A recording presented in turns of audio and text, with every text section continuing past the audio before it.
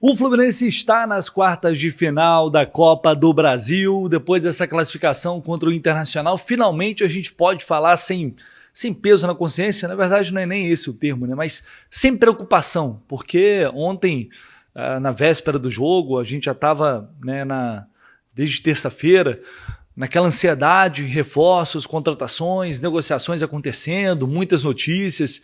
E aí eu confesso que eu estava um pouco preocupado, falei, cara, tem um jogo decisivo pela frente, o Fluminense precisa se classificar e parece que, né, parece que de uma forma geral, o foco está em outro lugar. É claro que os jogadores lá dentro estavam pensando no jogo. Mas enfim, até pra gente, né, agora com essa vaga garantida, tudo bem, tem jogo sábado pelo Campeonato Brasileiro, semana que vem tem Sul-Americana, mas até sábado dá pra gente focar na questão reforços. E teremos novidade já nesta quinta-feira. Muito bom dia para você, deixe seu like aí, se inscreva no canal se você não está inscrito, por favor, dê essa moral, é muito importante. Todos os dias vocês que contribuem consumindo aqui os conteúdos, compartilhando os conteúdos aqui do canal do Lessa, vocês é que são a razão disso aqui existir, né? São os verdadeiros patrocinadores aqui do programa, então toda esse lembrete que a gente faz diário é muito importante para que cada vez mais o nosso conteúdo tenha visibilidade. E vamos falar agora sobre reforços, porque Luciano Acosta, Lúcio Acosta desembarca nesta quinta-feira aqui no Rio de Janeiro, no aeroporto do Galeão, para assinar contrato com o Fluminense e se tornar o primeiro reforço pós-Copa do Mundo de clubes do Flu para a sequência da temporada. O jogador que está chegando ali por cerca de 4 milhões de dólares, pouco mais de 4 milhões de dólares, entre 22 e 25 milhões de reais, como informei para vocês, chega para assinar um vínculo de 3 temporadas com o Fluminense, o argentino de 31 anos, que vem de 3 grandes temporadas pelo Cincinnati na MLS, estava no FC Dallas. Já falamos muito sobre isso aqui, tem um vídeo muito completo falando sobre o Lúcio aqui de ontem, né? O vídeo que entrou antes do pré-jogo, quem não assistiu, vai dar um confere lá, porque falamos muito sobre o Lúcio e explicamos como ele vai poder ajudar o Fluminense e vamos falar ainda mais sobre ele a partir do momento que ele chegar aqui. Então, o clube vai correr com a documentação para regularizar o Lúcio Gonzalez a tempo de ele ficar à disposição do Renato já para o jogo da semana que vem contra o América de Cali pela Copa Sul-Americana. Vai dar tempo? Cara, se tem um departamento que é muito competente no Fluminense, esse departamento é o de... Eu não sei qual o nome exatamente do departamento, né? Do departamento que cuida disso. Mas, enfim, o Marcelo Penha, que é o coordenador administrativo, é quem comanda isso e eles fazem um trabalho espetacular nesse sentido. Então, certamente, o Fluminense já vai agilizar essa documentação para conseguir inscrever o Acosta amanhã na Conmebol para ele ficar à disposição. Depois, geralmente, eles fazem inscrição com alguma pendência, né? Mas entra com a inscrição, entra com pendência e depois tem que regularizar essas pendências até o dia do jogo. E aí o Fluminense ganharia ali um fôlego, tá? Então eu acho que sim, é possível, dando tudo certo, o Acosta ficar à disposição para esse primeiro jogo da Copa Sul-Americana, tá? E claro, a gente vai, na medida do possível, né, acompanhar a chegada do Acosta por aqui, toda aquela cobertura como vocês já estão acostumados, beleza? O Renato, na entrevista coletiva, ele falou sobre reforços e falou que o Fluminense está prestes a anunciar 2 nomes. Um deles é o Acosta. O outro é Santiago Moreno? Não sei. Eu vou falar um pouco sobre a situação do Santiago Moreno, porque temos um fato novo que ocorreu ontem, é importante a gente observar. Mas vou trazer primeiro a fala, essa resposta que o Renato deu na coletiva. Quanto aos atacantes, nós temos 3 bons atacantes. Nós temos o Everaldo, nós temos o Cano, nós temos o Kendi, que chegou há pouco tempo. Então isso não era uma prioridade nossa. Basicamente, temos 2 jogadores que o presidente a qualquer momento pode anunciar. Eu troco bastante ideias diariamente com o presidente. Falei que nós teríamos uma necessidade de um zagueiro, justamente pelas lesões que nós temos. Você vê que hoje eu tinha 2 zagueiros. Tivesse que colocar mais alguém, seria o Thiago, como eu coloquei no final do jogo. E o Thiago Silva e o Ignacio, no mínimo mais 2, 3 semanas. E nós temos, a cada 3 dias nós temos que entrar em campo. Então é difícil. Então eu pedi para ele, se possível, para ele trazer mais um zagueiro para compor o grupo, porque são muitos jogos e vamos torcer porque os que estão jogando não sinto nada, né? Então já tem jogo sábado de novo, já terça-feira tem jogo de novo. E é difícil, né? Ficar na conta do chá fica difícil. Então essa é a prioridade no momento. Bom, então o Renato confirma aí a informação que eu trouxe para vocês aqui ontem, falando que o Fluminense de fato não tem mais o centroavante como uma prioridade. Na verdade nunca foi, nem antes da Copa do Mundo. Eu falei isso aqui. Para o Renato, centroavante não era uma prioridade. Ele queria um jogador de lado, ele queria um meia, poderia vir um atacante, mas um atacante que pudesse atuar por dentro também. Depois chegou o John Kennedy, que é um jogador que ele aposta, que ele acredita que vai dar retorno técnico. Já tem Germancano com o artilheiro do time na temporada. O Everaldo começou a fazer gol, vem fazendo jogos melhores. O Renato acredita que não está aí o problema do time. Então não era o foco do Fluminense, uma prioridade. Né? Teve essa situação do Rafael Navarro, foi feita uma proposta, foi recusada, o Fluminense não deu sequência e neste momento não está negociando com outro nome para a camisa 9. Pode acontecer uma oportunidade de mercado? Pode ocorrer, sempre pode ocorrer, mas não é o foco do Fluminense na janela. O foco agora é zagueiro, finalizar a situação na Costa definida aí, finalizar a situação do Santos Moreno e trazer zagueiro. E talvez 2 zagueiros, porque se a situação do Nino avançar de alguma forma, o Fluminense iria trazer o Nino e iria buscar um outro jogador para essa posição que é urgente, como disse o Renato. Tá? Então, a situação é essa. Agora, sobre Santos Moreno. Bom, vamos lá. O que aconteceu? Ontem, o Portland tinha um jogo contra o América do México, pela Leagues Cup. E ele simplesmente não apareceu. Ele não foi para o jogo. Sem dar qualquer tipo de satisfação. Segundo o The Athletics, Santos Moreno pegou o avião e foi para a Colômbia.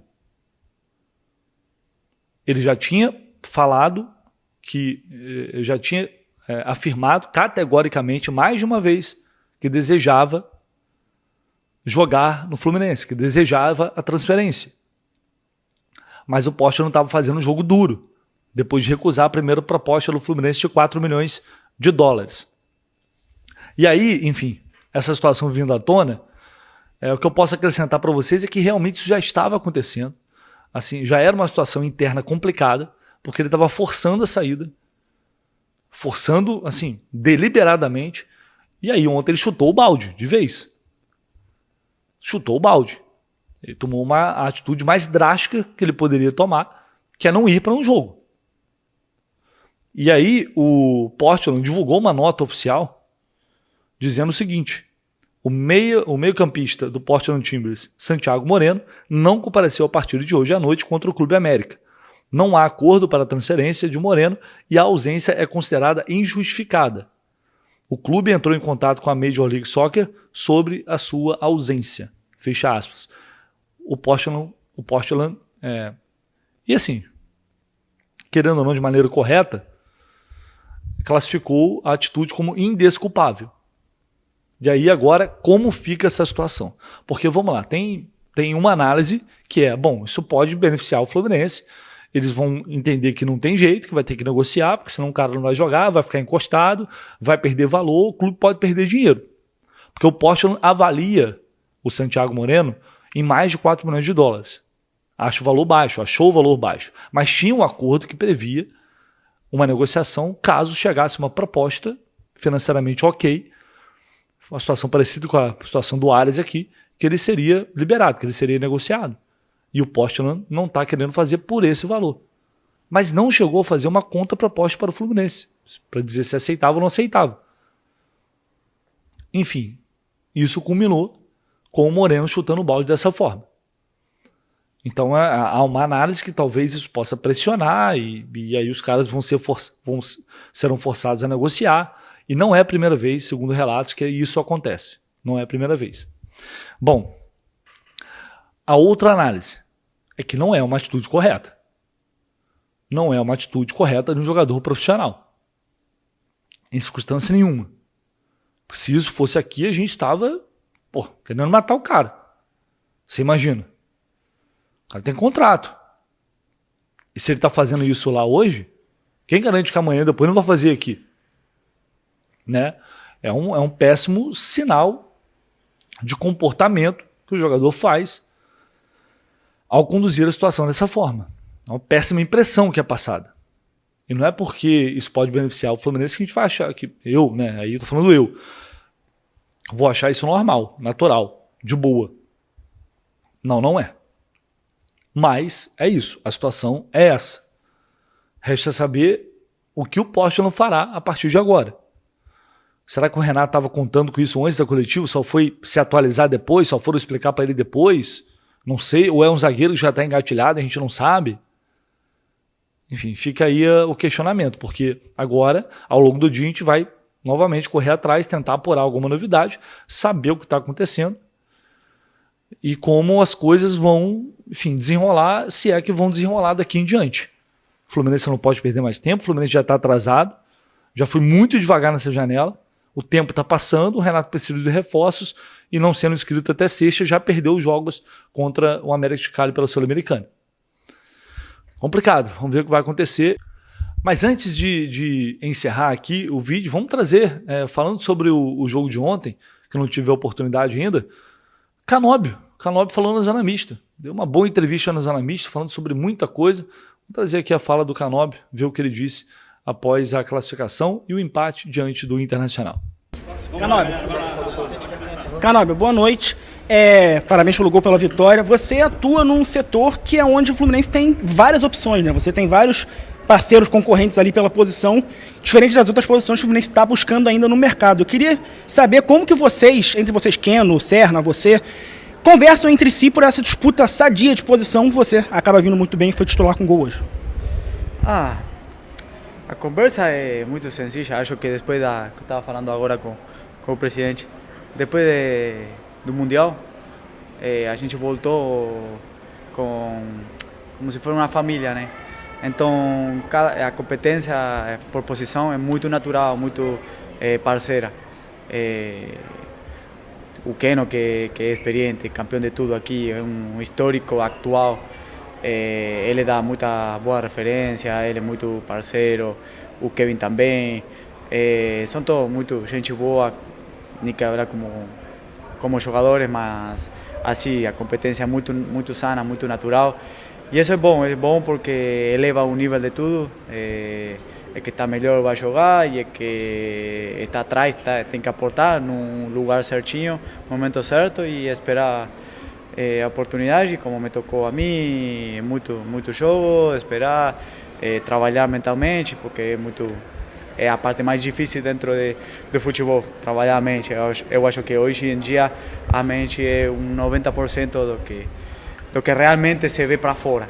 Assim que estou feliz por o grupo que a gente tem, por o trabalho que a gente fez hoje, a classificação, lógico, e agora trocar de página, que a gente sábado tem viagem longa e jogo muito difícil para na frente. Canóbio, você considera que foi a melhor partida que você realizou até aqui? Desculpe o susto, mas o Internacional acho que assustou mais, né? O Internacional acho que deu mais susto do que a minha pergunta aqui. Mas agora eu vou falar baixinho para você. Foi a melhor atuação sua com a camisa do Fluminense? Essa que valeu a classificação do Fluminense para mais uma fase da Copa do Brasil? Eu não gosto de falar muito de mim, né? Pergunta aí ao treinador, ou não sei, você que acha? Achei que foi a melhor. Eu gostei da partida do time, assim, começou lá, né? No Porto Alegre, não foi o jogo hoje, só que deu a classificação. O gol foi uma premiação para mim, não individual, mas sempre falo, para mim o coletivo é mais importante. Se o time está bem, o time classifica, o time ganha, eu vou estar ainda mais feliz pelo grupo e pela torcida, que merece muito também. Foi voltar a marcar, cara? Já tinha um tempinho, acho que quase 3 meses, né? Desde o jogo contra o Atlético Mineiro. Como é que foi voltar a marcar, dar um alívio, uma felicidade, a sensação de voltar a fazer um gol? Bom, né? Sempre é bom marcar. E mais depois que eu fiz o gol, 7 minutos depois, fraturei o rosto. Depois aí não consegui jogar, até o jogo contra o Borussia, jogo grande também lá, competição diferente. Aí voltar, tentar, como falei, trabalhar um pouco que a mente, porque meu companheiro está em um ritmo muito alto. E isso foi bom para mim, trabalhar dia a dia com ele, conseguir pegar o ritmo de novo, porque se bem estava jogando, estava tentando voltar o ritmo e foi bom porque lá dentro uma família no CT que sentiu, porque já de passo eu ia falar, sentiu a perda de Gão e hoje o jogo foi por ele, o esforço de hoje de tudo foi por ele, pela família também. Mandar um saludo muito grande também para a família dele que deve estar sofrendo um momento, mas falar para ele que a classificação de hoje foi para ele. Canóbio, depois do Mundial, né, o Fluminense voltou com uma grande expectativa pelo que fez lá nos Estados Unidos, mas pegou uma sequência muito pesada, não só de jogos seguidos, né, mas de equipes e adversários muito duros. O quanto foi importante avançar, né, seguir vivo numa competição de mata-mata tão importante como a Copa do Brasil, para tentar também aliviar um pouco essa pressão e retomar a confiança, trazer de volta a tranquilidade, que foi o clima que vocês voltaram dos Estados Unidos, né? Como você falou, um alívio muito grande, a classificação também, mas a felicidade, a adrenalina, tudo. É um alívio muito grande.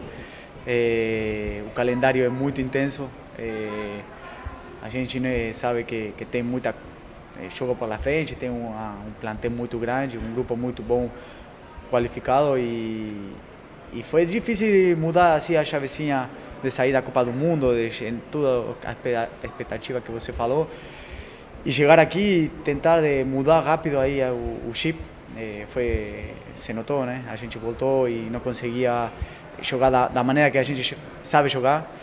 E da pouco vai tomando forma o jogo, o grupo, a filosofia que a gente quer mostrar, que a gente mostrou lá na Copa, tinha mostrado antes de ir para a Copa. Paciência, trabalho com humildade, que uma das coisas que eu gostei muito de Fluminense, entrar no CT e saber que todo mundo tem muita humildade, sacrifício, ganas de treinar, de melhorar e minimizar detalhes, que é muito importante dentro do futebol. Canóbio, na competência como a Copa do Brasil, tão difícil, qual é a vantagem de decidir a classificação em sua casa, mesmo que a equipe has ganado o primeiro partido? E se pode falar também dos aficionados no partido de hoje, foi muito importante para a equipe? Sempre é importante. A torcida foi fundamental no jogo de hoje, fundamental em todo o jogo. A gente sente esse carinho, esse calor que te dá motivação, né? No jogo, o jogo hoje foi muito travado, foi muito disputado e a torcida foi a que incentivou a continuar tentando, acreditando. E assim foi que a gente logrou a classificação. Acho que a primeira pergunta que você fez é importante fechar aqui, sim, mas importante foi a mentalidade que a gente teve de saber que o jogo foi de 180 minutos, não era só o jogo de lá de Porto Alegre e voltar e já tá, não. A gente sabia que eram 180, jogou lá de igual por igual, jogou muito bem e depois chegou aqui sabendo a vantagem, mas não deixou relaxar o corpo e deu ainda mais, e isso foi importante para nós. Canóbio, gostaria que você falasse mais sobre o seu gol. A torcida sempre fala, até os jornalistas também, que você é um atleta que briga muito, ajuda muito na marcação, não desiste de nenhuma jogada. E o gol do Fluminense saiu numa falha do jogador do Internacional, numa bola controlada, mas também numa jogada em que o Everaldo foi pressionar e atrapalhar. E nesse caso foi o Everaldo que foi ali até a bola, mas você estava ligado para poder pegar a bola e fazer o gol. Comenta mais esse lance, essa importância de estar sempre ligado ali, para às vezes a bola sobra num momento que você não está tão... Você pode até estar esperando, mas a gente não está esperando muitas vezes. Tem uma frase que fala o treinador, o Renato, fala, ela chega, seja redonda, oval, ela chega, tem que estar preparado. Assim que o Everaldo brigou, como sempre faz, o trabalho dele é muito bom, brigando por todas as bolas, e chegou chegou, acreditei na briga de Eve, ficou na bola em mim e com confiança e determinação acho que foi um gol bonito, mas ainda falta mais. Eu estou trabalhando para isso, com muita tranquilidade e continuar por mesmo caminho. Obrigado. Aí, portanto, Canóbio, herói do jogo, fez o gol, mandou bem, Canóbio. A gente vai, ao longo depois daqui a pouco, falar muito mais sobre o jogo, repercussão, fala do Renato, algumas coisas importantes para a gente debater aqui nas sequências, 10h30 da manhã, provavelmente vai ter um vídeo para a gente falar especificamente sobre o jogo de ontem, mas como a gente tinha informações importantes sobre reforços, era importante já destacar isso para vocês. Tá bom? Fechou? Um abraço, não esquece de dar o seu like aí, seu comentário, se inscreva no canal. Tamo junto.